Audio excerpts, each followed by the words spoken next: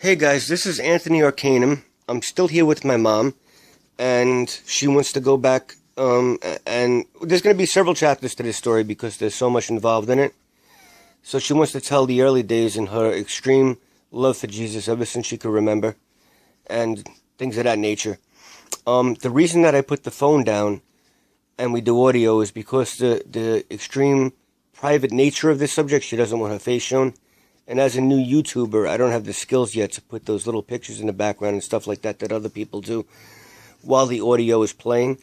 So I'm going to put the phone down, and please listen to the story, and I'll be back to summon things up at the end. All right, let's go, Mama. All right, let's go. Hi, I'm back. I'd like to go back. First of all, I want to say that I love God, I love Jesus, Holy Spirit with all my heart and all my soul. I believe, but I'm not what you would call a good Catholic. I have to be honest with you. Unfortunately, I have broken a lot of the commandments, and I feel terrible about doing it, but I have done it. And ever since I was a little girl, I was compelled, like with Jesus of Nazareth and all the movies that would come out, and there were 6 kids, and I was the only one that wanted to watch the religious movies. And my father must have seen how much I needed to watch these movies, and he always let me, whether they were 3 hours long or 4 hours, Jesus, King of Kings, all of them. And I was just always so mesmerized by them. And he took me to the movies to see Ben-Hur, and the part when the mother has the leprosy, and the sister, and then God heals them. Oh my goodness, it's like I'm getting like just pins and needles thinking about it. And as I grew older, I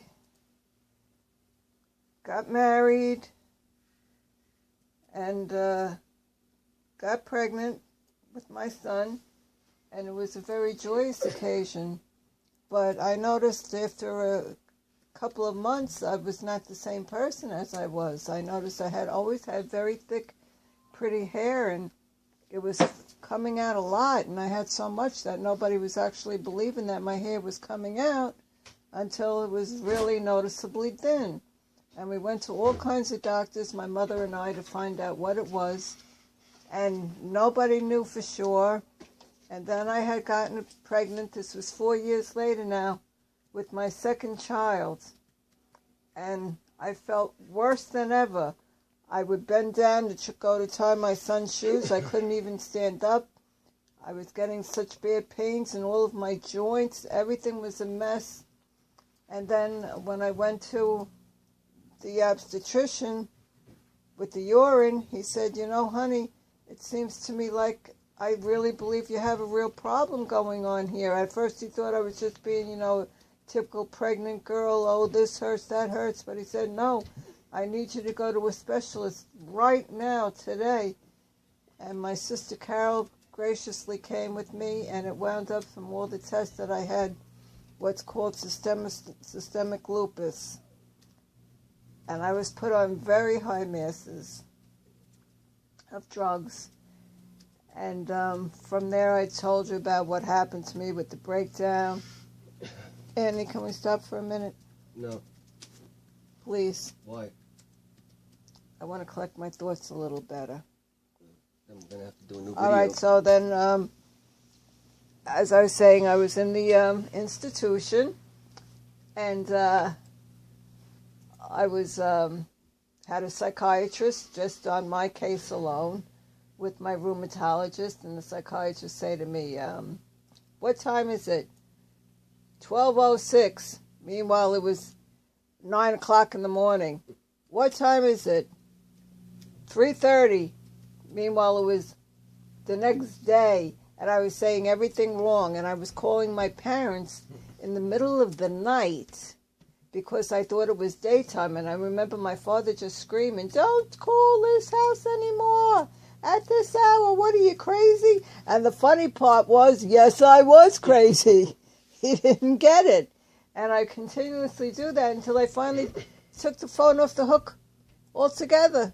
They didn't want to be bothered with me anymore. How do you like that? Some family, right? Well, It's still a fucking bunch of scumbags. well, that's true. Well, to make a long story short, I'm still always feel very close to God. And right now, my son and I are going through some really rough times.